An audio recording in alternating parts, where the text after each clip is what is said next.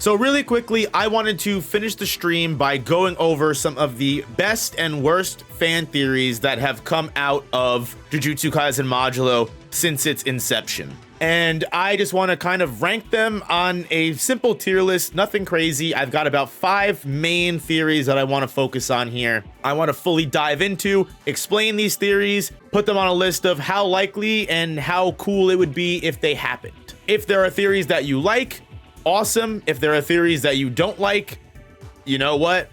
They may not come true at all. But I think just based off of everything that Jujutsu Kaisen Modulo's world has shown us, I wanted to get into these theories because I found them the most interesting, and I think they would add the most to not only the Modulo story, but also connecting everything back to the mainline series of Jujutsu Kaisen.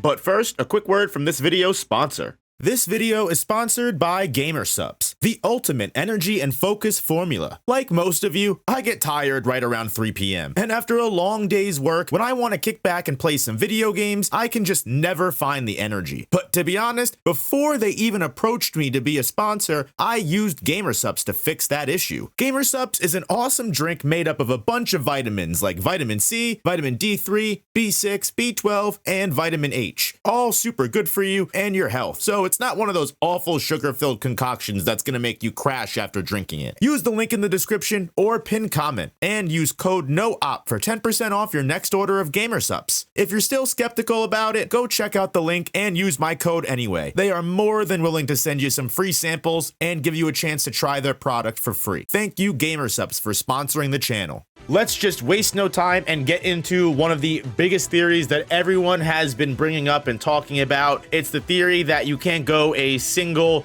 chapter or modulo video without having someone mention or discuss, because it is ultimately something that has been talked about even before Modulo was even revealed to us as a Jujutsu Kaisen spinoff. And that is the fact that the alien side of Jujutsu Kaisen, whatever it is, the reason that these Sumerian aliens, the species that was, created in an entirely different galaxy, has the same kind of genetics, the same kind of power of cursed energy and sorcery that we do, is of course the idea that Tengen, Sukuna, Kenjaku, or some other fourth person, one of these original beings that are not only some of the strongest characters in the series, but also some of the characters that have been around the longest, have had the largest impact on the growth and expansion of sorcery. Not for nothing, it was brought up to us as far back as Hidden Inventory from the Star Plasma cult. Lord Tengen just randomly showed up one day in the Nara period, the time period right before the Heian era, and began spreading the good word of Jujutsu. Now, there are a couple things that poke holes in this theory that Tengen, Sukuna, or Kenjaku somehow tie their origins to aliens. And for starters, with Tengen, that is because Tengen has been shown to have a human form before. The Star Plasma Vessel ritual's entire point is to make sure that as Tengen evolves and continually grows and develops as a being due to her immortality, Tengen requires a new young vessel that is compatible in order to go back to human form and not go too far to where their evolution can not only not be tracked, but where Tengen may become a different being with a different mindset entirely. The Tengen that we see in the Culling Game arc of Jujutsu Kaisen may not be the same Tengen that we have been dealing with up before this point. There was not a Star Plasma vessel that was able to be found in time for Tengen's evolution. So while it's not really touched on and explored deeply, it is constantly referenced and foreshadowed that the Tengen we meet now may not have our best interest in heart and may not be of sound mind. Also, the idea that it is now more similar to a cursed spirit than an overall human in general is why Kenjaku is able to absorb Tengen and begin the merger in the first place, or almost activate the merger. Tengen having an original human form completely disputes this always. However, if you really do look at the whole eyes of Sukuna, the third eye of aliens is something that Tsurugi and Yuka say in this most recent chapter is not like anything they've ever seen any other sorcerer to have. Who's to say that Tengen wasn't a more humanoid species of alien that came to our world and ended up liking the human form, and instead of progressing their normal alien state that always happens to any alien of their species, they preferred the human side because that's where they lived amongst. You also have Sukuna being an alien up for debate simply because we have seen and heard Sukuna was born from a human mother, although we don't have much information in regards to Sukuna's father. It could be some kind of alien-human hybrid shenanigans. That is definitely something that is not out of the question and was not brought up or even talked about in the mainline series. The history of Sukuna and the Heian era, including Tengen's period of the Nara, is entirely enshrouded in shadow. We know nothing. And while we know Sukuna has some traces of humanity within him, it's also very clear that there was something about Sukuna that made him different from everybody else, without a doubt. Sukuna was the strongest sorcerer in not just all of history, but for 1,000 years, no one was able to even compete with his power. Gojo was the closest person in thousands of years to reach him.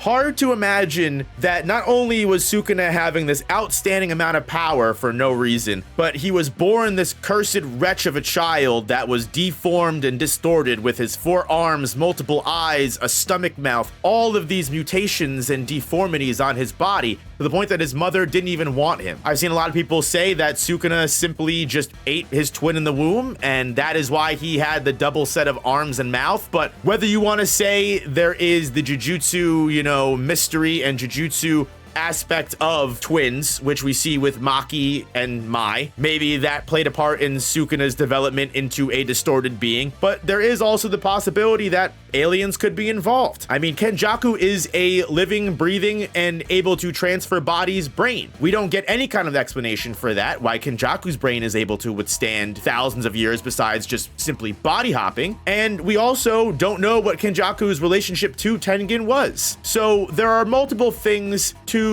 the alien aspect of Jujutsu that we really just don't know. And because the past has been left so open-ended by Akutami, it leaves open a lot of these crazy theories. There are definitely things that you could poke holes in to say this theory has no ground and makes no sense. These holes could be stitched around to make, Tengen, Sukuna, or Kenjaku being aliens, or one or all of them, just even having ties to aliens, making sense. I don't think it's a terrible theory. I just think it requires a little bit more work to be done. The origins of Jujutsu having something to do with aliens is a B-rated theory. While it's not perfect, it does have some cracks, does hold an issue of being the Star Wars midichlorian, the Boruto Utsutsuki problem of we didn't really need an explanation for Jujutsu. We didn't really need aliens to be involved in any of this nonsense. One that I think definitely holds more weight in bringing back beloved characters from the main series, which is why a lot of people want this to happen, but also because it's something that was technically foreshadowed in the main series that could play a part and make things fun. However,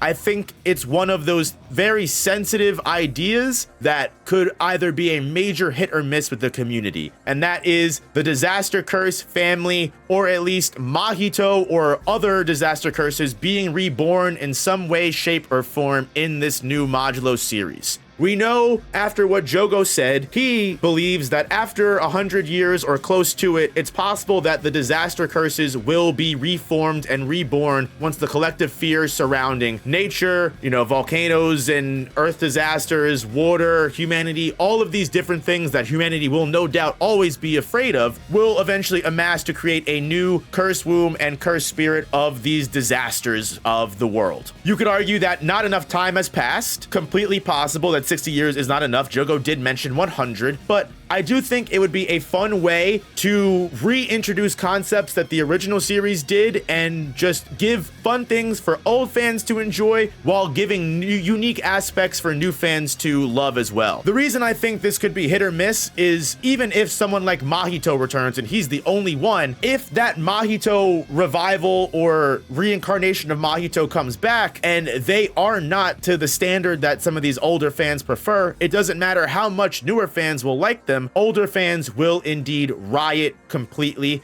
and not enjoy that this even happened to begin with. While I think that the disaster curses returning could be something interesting to explore for a sequel series of Jujutsu Kaisen as a whole, I think that there are more problems that could come from one of the disaster curses or multiple of them returning than good. So I would probably give this theory around a C, because again, as someone that wanted the end of Jujutsu Kaisen to be old Yuji eliminating the new reborn Mahito, and that being the epilogue of Jujutsu Kaisen, I would love to see Akutami's take on a new form Mahito. Almost even if we took it as an oob aspect from Dragon Ball GT, if you take an evil character like Boo and you give them the potential to be a good character, I would even love to see that, and I would love to see Akutami in the writer's seat behind a character of that nature. But I just have to give this theory a C, because while I think it's a fun speculation and cool to headcanon and be like, wow, wouldn't that be cool if Akutami did that, especially with the way that Chainsaw Man Part 2 was able to derive fun and enjoyment out of its series by revisiting some of the older villains in a different way. I just don't know if it's something that I would love to see. I think it would be a cool spin-off idea. Is it a great idea to implement into Modulo?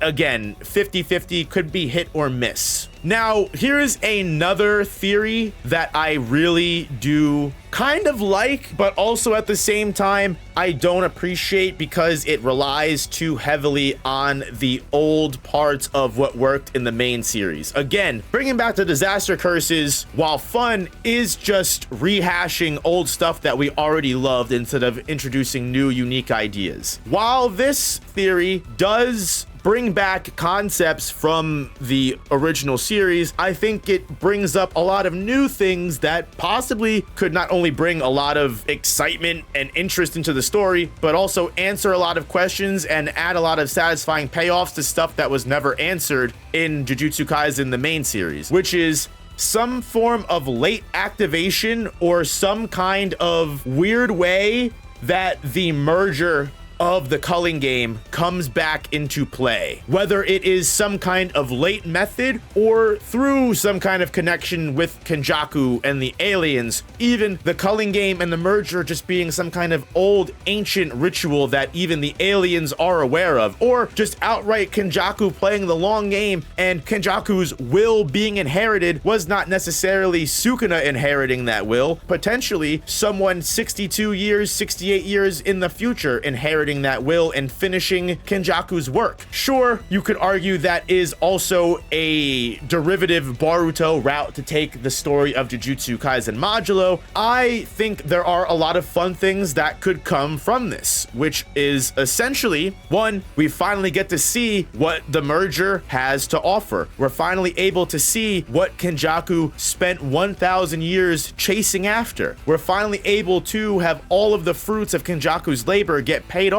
It may have taken 60 something years to do, but for a character that spent 1,000 years to wait for something to happen, it wouldn't surprise me if he had a contingency plan 60 years into the future. I think that would also satisfy a lot of people's issues with Kenjaku's death, with him knowing that, hey, you know what? I had to wait 1,000 years. I may not get to see the merger. Oh well, which I think is ridiculous. I would be pissed if I spent 1,000 years for something and not get to see it. He was that nonchalant because he knew he just had to wait a little bit longer. And again, what's 60 years to another 1,000? That's like when you get asked to stay at work and you've already spent 7 hours of your 8-hour shift. Like, yeah, you might as well work that extra 2 hours or so. You already did the rest of it. There are some fun ways that Gege could bring the merger or effects of the merger or culling game or Kenjaku's meddling in Jujutsu back into Modulo to create an even greater evil and a third problem that may be exactly what the aliens, the Sumerians, and Jujutsu sorcerers of today need to get on each other's side. Nothing speaks creating alliances like having one big evil to get everyone together in facing. Who knows? Again, that may be a plotline we get, just not through the merger, because I think Akutami's explanation that he doesn't want to rely too heavily on the main narrative of Jujutsu Kaisen to have Modulo work. He kind of wants Modulo to be its own stand-aside thing and its own kind of take on where the Jujutsu Kaisen world can go and expand past that original narrative. Akutami is going to put a lot of emphasis on not relying too much on that mainline series timeline and narrative, which may be a reason we don't see too many ideas or too many characters from the original series get brought up. We've barely seen Maki or Yuta's face, in these chapters. So it's possible people are waiting for old Yuji, old Hikari, all of these people. We may not ever get them. We may not even get their siblings or descendants. It may be Gege's complete idea and want to focus strictly on the Okotsu siblings and no one else. For such a short, potential 3-volume series, that might be the case. But I mean, again, that being said, for such a 3-volume spin-off sequel, maybe having a threat like the merger makes it easy to tie everything into the overall timeline. Overall, I think the merger, having a late activation or a contingency plan of the Culling Game merger playing a part in Modulo, while again, potentially having ways that it could satisfy old lore and pay off some of Kenjaku's mishaps, based off of what Akutami has said about wanting to have this be a new era, a new timeline, just something completely original from the main series. I think it, again, just like the disaster curse theory, it relies too much on the main series and doesn't allow Modulo to be its own thing and create a story of its own that it's kind of setting out to. I guess what you'll see is most of these theories do kind of paint a picture of what the wants of the Jujutsu Kaisen community currently are. For Modulo to be an answer to the just debilitating questions that the ending left us with. You can see this taking form in these theories, and whether Akutami gives us what we want in the series is up for debate completely, It really is up for debate entirely. We really do not know. One thing that I will say that I think might be one of the best theories we have in this tier list right now that actually does rely a little bit on old narrative of Jujutsu Kaisen. However, I think with how relevant it has been brought up in the last 2 chapters, there's probably a pretty good reason to believe this might be the case, especially when you go through all of the different things that has been set up in regards to Tsurugi, Yuka, and the Gojo clan's sacred treasure of Yuta's ring that was a connection between Yuta and Rika. Because a theory that I definitely think has probably one of the most highest amounts of merit in this tier list is the Rika Orimoto revival theory, or the return of Rika at least being a major prevalent scene or impact in Modulo's runtime, whether that be something that happens early on or it's something that happens towards the very end. It's very clear Yuka, Tsurugi, they do not understand why this ring was so important to Yuta. They know it was a great heirloom and one of his most sacred possessions, but they do not understand the impact it had to his power, to who he was as a person. It's possible, long after Yuta himself has perished, Rika Orimoto's spirit lives on in this ring. It's also possible that Rika Orimoto's, soul passed on and left rested with Yuta. Perhaps Rika's ring is basically dormant because Yuta died and Rika no longer has any ties to the physical realm. That is completely possible. But if we are to use some of the lore that Jujutsu Kaisen Modulo has set up for us, I think this theory can bring up a lot of interesting explanation for what is currently going on in the story that we've seen. Yuka getting the ring gifted to her by Yuta and having the Gojo clan, specifically Yuka and Tsurugi's mother of all people, take the ring back from Yuka and give it to Tsurugi for no other explanation other than he needs it more than you do. This inspires so much conflict because we see when they were very young and their last grandparent was taken from them, the ring and one of the last things that they had to remember their grandparent by became basically an object of conflict for these 2 siblings. All for the sake of what? The Gojo clan having control? The Gojo clan deeming that because Tsurugi doesn't have enough cursed energy to be a full-fledged sorcerer, he needs the protection from the ring, which, if you really think about it, is a complete and utter disgrace to the clan that had Maki Zenin as the matriarch, the heavenly restriction user that was equal to Toji Fushiguro and was able to fight on par with Ryomen Sukuna in the Culling Game, just take down the entire Zenin clan single-handedly with their own bare raw hands. And you're gonna tell me whether that was their flesh and blood daughter or their daughter-in-law that married their son is gonna look at Tsurugi, their son that has the similar potential for greatness in them of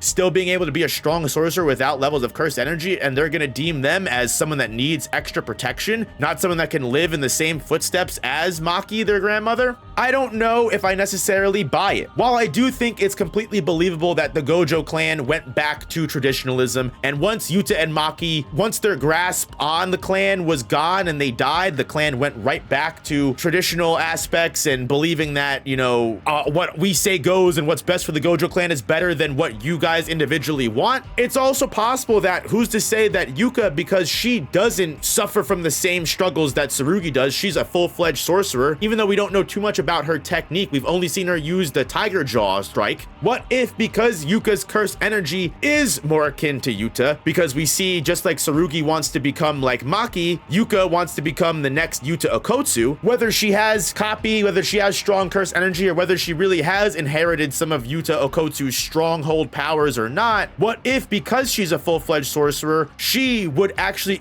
awaken the spirit of Rika? Rika, the special grade curse, the supposed queen of curses, could potentially go on a rampage and destroy the Gojo clan, or more, or even worse, as we know it. We don't know what Rika's situation is. Rika could be completely uncontrollable, even if, let's say, Rika's soul passed on with Yuta, perhaps the husk, the empty husk that was left behind for Yuta, no longer has that soul, but still exists as a special grade curse. Tsurugi, having no cursed energy, can't feed into Rika, whereas Yuka will immediately awaken Rika to a certain degree. While it is definitely possible that this is just the Gojo clan not believing Yuka should have the ring and wanting Tsurugi to have it because they don't trust in his strength levels, and we're going back to the old ways of the Jujutsu higher-ups from before, it's also possible that there's more to the story than we're letting on, because again, Yuka and Tsurugi, while knowing a little bit about the stories of Sukuna and what the sorcerers are, you know, were doing back in the heyday of mainline Jujutsu Kaisen, the lore and the stories and history of what happened back then is a little shrouded in historical revisionism, as does happen. Heroes are built up and exaggerated, and villains are also, you know, demonized and exaggerated as well in their own ways. It's completely possible that we don't know the curse of the ring, and there's more to the story than just that. And I'm willing to believe that theory because it makes so much more sense and also adds more weight to the Tsurugi and Yuka ring conflict, gives a little bit of grace to,